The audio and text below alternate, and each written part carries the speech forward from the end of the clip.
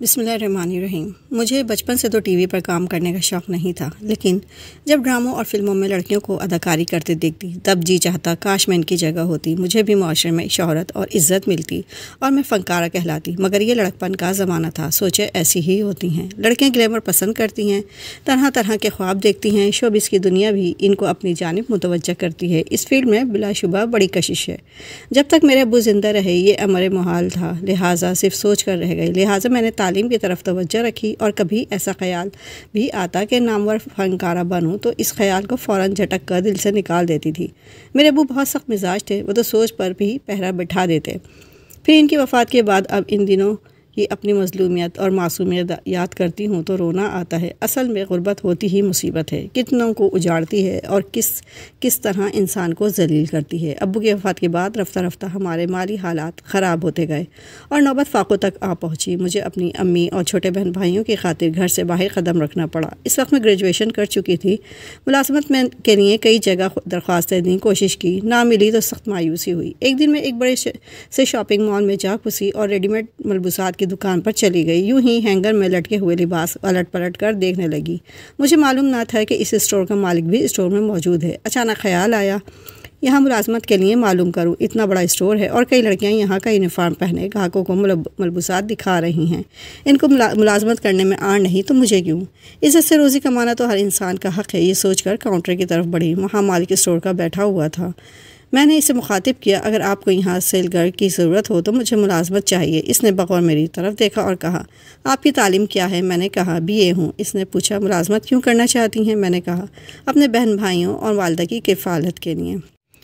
اس نے پوچھا، آپ کے والد کیا کام کرتے ہیں؟ میں نے بتایا، ان کی وفات کو 2-2.5 سال ہو گئے ہیں۔ تو اس نے کہا، اچھا ٹھیک ہے، آپ کو عارضی طور پر کچھ عرصے کام کرنا ہوگا، اگر آپ اچھی ورکر ثابت ہوئیں تو مستقل رکھ لیں گے۔ پھر اس نے پوچھا کہ آپ تنخواہ کیا ڈیمانڈ کرتی ہیں؟ میں نے کہا، جو آپ دوسروں کو دیتے ہیں۔ تو وہ بولا، مختلف لوگوں کی مختلف تنخواہیں ہیں یہاں، اچھی کارکردگی پر اچھی سیلری، ماں بونس، جو سینئر ہیں ان کو جونیئر سے زیادہ ملتی ہے۔ آپ کی کارکردگی جانچنے کے بعد میری تنخواہ مقرر کر دیجیے گا۔ میں نے جواب دیا۔ اس نے اپنے مینیجر سے کہا کہ ان سے درخواست لے لیں، کل لیٹر دے دینا۔ دوسرے روز صبح 9 بجے میں پہنچی تو میری تقرری کا لیٹر تیار تھا۔ تنخواہ صرف 1000 تھی، جو میرے لیے بہت تھی، کیونکہ ان دنوں 1000 ہمارے لیے 10,000 سے بھی بڑھ کر رقم ہوتی تھی۔ اسی روز سے میں نے وہاں کام کرنا شروع کر دیا۔ ہماری ڈیوٹی 8 گھنٹے کی تھی، کبھی کبھی 10 گھنٹے بھی کام کرنا پڑتا تھا۔ عید کے دنوں میں یہ ڈیوٹی 12 گھنٹوں پر چلی جاتی تھی۔ بہرحال میں اپنی مجبوریوں کے حصار میں گھری تھی۔ گھر میری ہی تنخواہ سے چلتا تھا، بہن بھائی والدہ سب سکون میں آ گئے تھے۔ 1 سال بعد میں تھکنے لگی، کام زیادہ اور تنخواہ کم لگنے لگی۔ ایک روز کچھ افسردہ سی بیٹھی تھی تو میرے ایک سینئر سیلز مین نے کہا، عارفہ کیوں ایسی شکل بنا رکھی ہے؟ وجہ معلوم کر سکتا ہوں؟ طبیعت ٹھیک نہیں ہے، سلمان کو میں نے مختصر جواب دیا، مگر وہ میرے جواب سے مطمئن نہیں ہوا اور بولا، کوئی بات ضرور ہے، مجھ سے مت چھپاؤ۔ ایک اسٹور پر کام کرتے ہیں تو ایک فیملی کی طرح سے ہیں، کوئی مسئلہ ہے تو بتاؤ، میں تمہاری مدد کروں گا۔ میں نے افسردہ لہجے میں کہا، سلمان یہ لوگ کیسے ہیں؟ اتنی محنت کرتے ہیں ہم لوگ، سارا دن کھڑے رہ کر گاہکوں کے ساتھ سر کھپاتے ہیں، یہ تنخواہ نہیں بڑھاتے۔ اس تنخواہ میں اب گزارا نہیں ہوتا۔ میرے بہن بھائیوں کی فیسیں بڑھ گئی ہیں، دن بدن مہنگائی بھی ترقی کر رہی ہے۔ اس نے کہا کہ تم نے باس سے کہا ہوتا؟ ان سے نہیں کہتی، ان سے مجھے ڈر لگتا ہے، باس سے بات کرتے ہوئے۔ حق کی بات کرنے میں ڈرنا نہیں چاہیے۔ ان کو تو اسی وقت تمہاری تنخواہ بڑھا دینی چاہیے تھی جب تم کو مستقل کیا تھا۔ میں نے اسے بتایا، وعدہ تو کیا تھا انہوں نے، مگر پھر اس بارے میں کوئی بات نہیں کی، بس کام چلا رہے ہیں اپنا۔ یہ مالکان ایسے ہی کام چلاتے رہتے ہیں، جب تک ان سے بات نہ کرو گی تنخواہ میں اضافہ نہیں کریں گے۔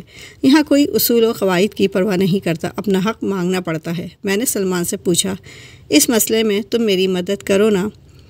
اچھا، میں مینیجر سے بات کروں گا۔ مینیجر صاحب میری بات سنتے ہیں اور باس ان کی بات سنتا ہے۔ واقعی یہاں سلمان کی بات سنی جاتی تھی، کیونکہ وہ ایک بہت محنتی اور ایماندار سیلز مین تھا۔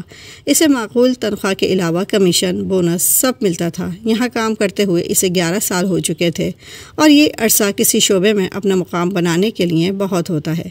FA کے بعد مجبوراً یہاں ملازم ہوا تو بس یہیں کا ہو کر رہ گیا۔ زندگی کے مسائل نے پہلے فرصت نہ دی، پھر اسٹور کے مالک نے اس کو عزت و قدر سے نوازا، تو اب اس کا جی نہ کرتا تھا ان لوگوں کو چھوڑ کر کہیں اور جانے کا۔ حالانکہ اس دوران اس کے مراسم بڑے بڑے لوگوں سے ہو چکے تھے، مگر کم تنخواہ ہونے کے باوجود بھی اس جگہ کو چھوڑ کر نہ گیا۔ سلمان نے مینیجر سے کہہ کر میری درخواست باس تک پہنچا دی اور انہوں نے میری اچھی کارکردگی کی رپورٹ دیکھ کر تنخواہ میں اضافہ کر دیا، لیکن بہت تھوڑا سا اضافہ کیا، صرف 200 روپے۔ اس اضافے پر میرا دل ٹوٹ گیا۔ سوچا اب کہیں اور ملازمت کرنا چاہیے، باس کو تو احساس ہی نہیں ہے کہ کوئی کتنی محنت اور ایمانداری سے کام کر رہا ہے، ان کو تو بس اپنے بزنس کو ترقی دینے سے غرض رہتی ہے۔ بہرحال میں سلمان کی اس دن سے بہت مشکور رہنے لگی تھی، جس نے کم از کم میری سفارش تو کی۔ سلمان بہت خوش پوشاک تھا، اچھی شکل و صورت تھی، جلد ہی ہر کسی کا دل موہ لیتا تھا، سب اسے پسند کرتے تھے، وہ ہر کسی کے کام آتا تھا، اسے بات کرنے کا ڈھنگ آتا تھا، تب ہی میں بھی اسے پسند کرنے لگی۔ میری یہ عادت تھی کسی سے فری نہ ہوتی۔ بہت سے لڑکوں نے قدم آگے بڑھانے کی کوشش کی، لیکن میں نے کسی کو لفٹ نہ کرائی، بس اپنے کام سے کام رکھتی تھی۔ میرے ساتھ کام کرنے والے لڑکے کہتے تھے بڑی مغرور لڑکی ہے، نہ جانے خود کو کیا سمجھتی ہے۔ سب نے کوشش کی مجھے اپنی جانب متوجہ کرنے کی، لیکن ناکام رہے۔ مگر سلمان کامیاب ہو گیا۔ اب میں اس سے بات کرنے لگی۔ جب اسٹور پر رش نہ ہوتا، ہم فارغ بیٹھے ہوتے، وہ میرے پاس آ کر بیٹھ جاتا، ہم باتیں کرنے لگتے۔ بالآخر میں نے اسے اپنے حقیقی حالات بتا دیے۔ رفتہ رفتہ ہمدردیاں محبت کے پاک جذبے میں تبدیل ہو گئیں۔ وہ کہتا فکر مت کرو، جلد والدین کو رشتے کے لیے تمہارے گھر بھیجوں گا، مگر ایک شرط ہے، تم یہاں کی ملازمت چھوڑ دو۔ میں کہتی سلمان ملازمت فی الحال میری مجبوری ہے، جب تک میرا بھائی تعلیم مکمل نہیں کر لیتا، وہ ملازمت کرے گا تو میں چھوڑ دوں گی۔ ٹھیک ہے ملازمت کرو، مگر یہاں نہیں۔ میں اسے کہتی کسی اور جگہ ملازمت ملے تب نہ، اسے کیسے چھوڑ دوں، گھر کیسے چلے گا۔ ایک روز اس نے کہا کہ میں تم کو اس سے اچھی ملازمت دلوا دیتا ہوں، وہاں کام زیادہ نہیں، تنخواہ یہاں سے اچھی ملے گی۔ تو میں نے بھی کہا ٹھیک ہے دلوا دو۔ اگلے دن میں مذکورہ پتے پر جا پہنچی۔ وہاں پہنچ کر مجھے بہت حیرت ہوئی۔ اس نے مجھے کہا کہاں بھیجا تھا۔ یہ ایک اشتہار بنانے کی کمپنی تھی جس کا مالک سلمان کا دوست تھا۔ آفس میں اس کا دوست موجود تھا، مگر ابھی سلمان نہیں آیا تھا۔ تھوڑی دیر بعد وہ بھی آ گیا۔ کس نوعیت کا کام ہے؟ کیا مجھے اشتہار میں کام کرنا ہے؟ میں نے پوچھا۔ اشتہار بنانا ہے ایک مشہور برانڈ کی کمپنی کا، اس میں 2 منٹ بولنا ہے، کریم کی تعریف میں 2-3 فقرے بولنے ہوں گے اور بس۔ معاوضہ کتنا ملے گا؟ جتنا تمہیں سال بھر کی تنخواہ ملتی ہے، لیکن لوگ دیکھیں گے، امی تو بالکل اجازت نہ دیں گی۔ میں نے پریشان ہو کر کہا وہ کیوں اجازت نہ دیں گی؟ تم ایک معیاری کمپنی کے اشتہار میں کام کرو گی، صاف ستھرا اشتہار ہے، اسٹور پر ساری زندگی کھڑے رہ کر 8-10 گھنٹے کی محنت کا معاوضہ آخر کیا ملے گا؟ عمر ضائع ہو جاتی ہے ایسی سروس میں۔ یہاں جوں مشہور ہوتی جاؤ گی معاوضہ دگنا چگنا ہوتا جائے گا۔ کوئی کام برا نہیں ہوتا، انسان کو خود اچھا ہونا چاہیے۔ اپنا ایک فوٹو سیشن کروا لو۔ کچھ دیر سوچ کر میں نے کہا ٹھیک ہے، میں امی سے ذرا پوچھ لوں، بھائی بھی کہیں پریشان نہ ہو جائے، اس کے کانوں سے بات نکال دوں تو کل آ کر فوٹو سیشن بھی کروا لوں گی۔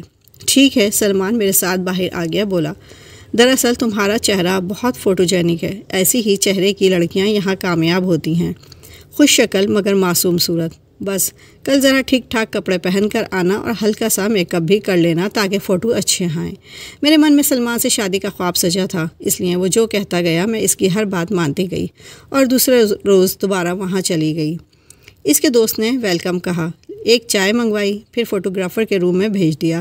چند فوٹو اتر گئے اور میں واپس سلمان کے دوست کے دفتر میں آ گئی۔ تب ہی وہاں ایک اور شخص آ گیا۔ اس نے بتایا کہ ٹی وی کے ڈرامے میں مرکزی کردار کے لیے ایک لڑکی کی تلاش ہے جو خوبصورت مگر معصوم صورت ہو۔ تبھی اس کی نظر مجھ پر ٹک گئی۔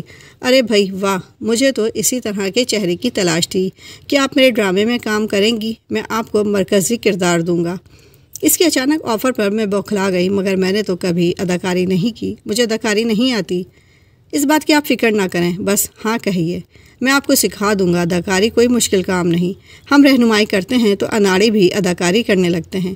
میں نے بہت سے اناڑیوں کو مشہور اداکار بنا دیا ہے، بس آپ معاہدے پر دستخط کیجیے۔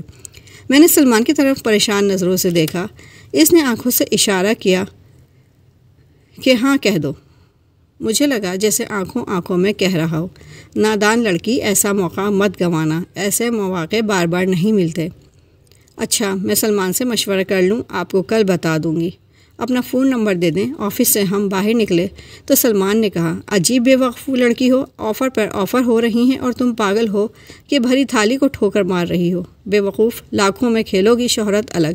تم فلموں میں تو کام نہیں کرنے جا رہی جہاں تم کو ڈانس کرنا پڑے۔ پہلے ڈرامے کا اسکرپٹ پڑھ لینا، اگر رول پسند آئے تو ہاں کر دینا، ورنہ منع کر دینا۔ ٹھیک ہے، میں نے مری ہوئی آواز میں جواب دیا۔ مگر سلمان، تم نے پھر اپنا وعدہ پورا کرنا ہے۔ کون سا وعدہ؟ اس نے پوچھا۔ مجھ سے شادی کا۔ اور کون سا؟ کروں گا وعدہ پورا۔ 4 دن میں نئی ملازمت کے چکر میں ڈیوٹی سے غیر حاضر رہی۔ سلمان نے کہا تھا کہ وہ مینیجر سے کہہ کر بات سنبھال لے گا، لیکن ایسا نہ ہوا۔ 5ویں دن اسٹور پر پہنچی تو مجھے ملازمت سے فارغ ہونے کا پروانہ مل گیا۔ میں بہت پریشان تھی۔ ایک طرف سلمان کے چکر میں عجیب طرح کی پیشکش اور دوسری جانب نوکری چلی گئی۔ اب کیا ہوگا سلمان؟ کل تم جا کر معاہدہ سائن کر لینا۔ یہاں سے نوکری چھوڑو گی تو کسی اور جگہ کام کر سکو گی۔ ناچار کمپنی گئی۔ آج سلمان ساتھ نہیں تھا۔ اس کے دوست کے آفس میں ایک ہی شخص موجود تھا جس نے خود وہ ڈائریکٹر بتایا تھا۔ اس کا نام اویس تھا۔ وہ مجھے دیکھتے ہی اٹھ کھڑا ہوا، بولا، چلو اچھا ہوا تم آ گئیں، تمہارے لیے ہی رضا صاحب سے بات کرنے آیا تھا۔ کمال ہے، رضا ابھی تک نہیں آیا، اسی کا انتظار کر رہا ہوں۔ تھوڑی دیر گزر گئی، تب ہی اس نے میری جانب معنی خیز نظروں سے دیکھنا شروع کر دیا۔ میں کچھ گھبرا گئی۔ میں ایک اجنبی کے ساتھ تنہا کمرے میں بیٹھنا نہ چاہتی تھی۔ جانے کو اٹھ کھڑی ہوئی اور کہا، مجھے اس شعبے میں کام نہیں کرنا، میں جا رہی ہوں۔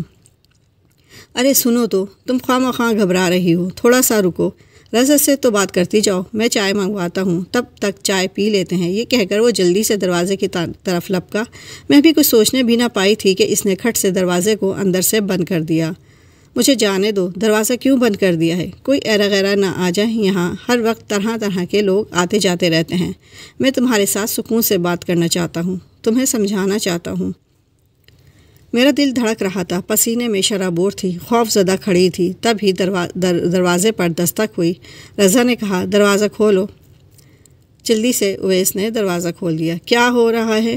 دروازہ بند کیوں کیا تھا؟ کچھ نہیں، بار بار لوگ آ رہے تھے، یہ گھبرا رہی تھی، سوچا کہ ڈرامے کے بارے میں ان کے ساتھ سکون سے گفتگو کر لوں۔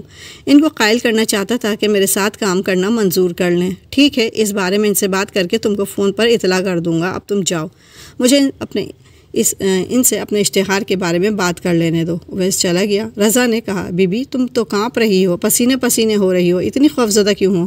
ارے بھائی ایسا کچھ نہیں جیسا تم سمجھ رہی ہو، اویس ٹھیک آدمی ہے، لیکن ایک بات غور سے سن لو، سلمان ٹھیک آدمی نہیں ہے، اسے تمہاری عزت کا کوئی پاس نہیں ہے، وہ صرف تمہارے ذریعے دولت مند ہونا چاہتا ہے، اس لیے وہ تم کو یہاں لایا ہے، وہ تم سے شادی بھی نہیں کرے گا، بہت سوچ سمجھ کر اس کے ساتھ چلنا۔ یہ سن کر میں رو پڑی، میرے تو خواب میں بھی نہ تھا کہ کوئی سلمان کے لیے ایسا کہے گا۔ اس نے کہا، میں اس کا دوست ہوں، دراصل بچپن میں ہم ایک محلے میں رہا کرتے تھے اور میں نے اس کے ساتھ میٹرک تک پڑھا تھا۔ وہ آگے تعلیم جاری نہ رکھ سکا، مگر مجھے اپنے دل کی ہر بات بتاتا ہے۔ تمہارے بارے میں وہ مخلص نہیں ہے، تم سے شادی کا بھی کوئی ارادہ نہیں ہے اس کا۔ ہاں، یہ ہو سکتا ہے کہ کسی دن وہ تمہاری غفلت سے فائدہ اٹھا کر تمہاری محبت کے پاک جذبے کو خاک میں ملا دے۔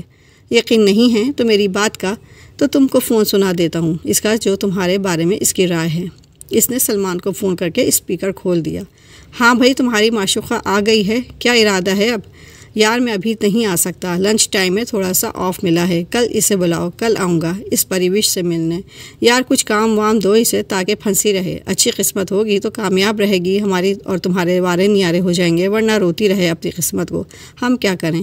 غرض 2-4 ایسی باتیں کہیں جو یہاں میں نہیں لکھ سکتی۔ آنسو میری آنکھوں سے بہنے لگے۔ رضا نے فون بند کر کے بغور میرے چہرے کی طرف دیکھا۔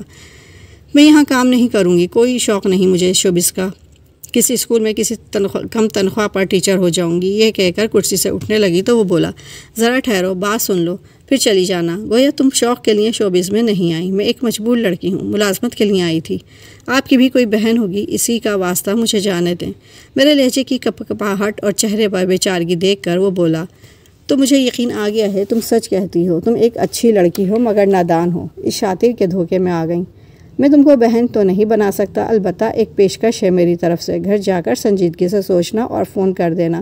میں اپنی والدہ کو لے کر آؤں گا، وہ تمہاری والدہ سے بات کریں گی، میں تم سے شادی کروں گا۔ یہ دنیا بری جگہ ہے، دفتر بھٹکنے سے بہتر ہے گھر بسا لو۔ جب تک تمہارے بھائی کمانے کے لائق نہیں ہو جاتے میں تمہاری والدہ اور بہن بھائیوں کو سنبھالوں گا۔ مجھے ادراک ہوا کہ اس شخص کا ضمیر زندہ ہے۔ اس کی آنکھوں میں انسانیت کی چمک اور چہرے پر ضمیر کے زندہ ہونے کی گواہی دیکھی۔ میں نے کہا جی اچھا کہہ کر آ گئی۔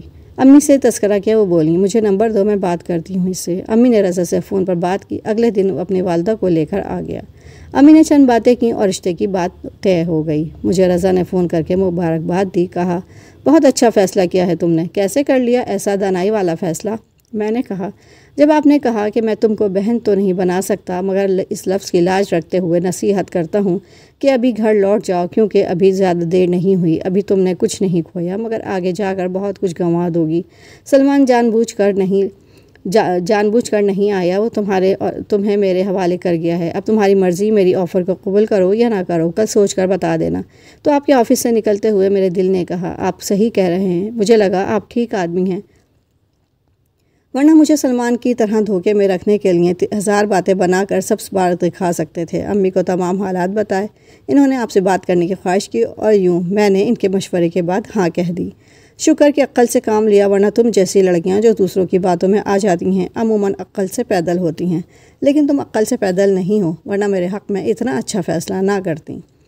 آج میں رضا کی بیوی ہوں، ہماری شادی کو 10 سال ہو چکے ہیں۔ وہ بہت اچھے انسان ہیں، اچھے برے کی پہچان رکھتے ہیں، میں ان کے ساتھ بہت خوش ہوں، اور مجھے سب سے زیادہ خوشی اس بات کی ہے کہ میں نے صحیح وقت پر صحیح فیصلہ کیا ہے۔ اگر آپ کو میری یہ کہانی پسند آئی ہو تو میرے چینل کو لائک اور سبسکرائب کر دیجیے گا۔ شکریہ۔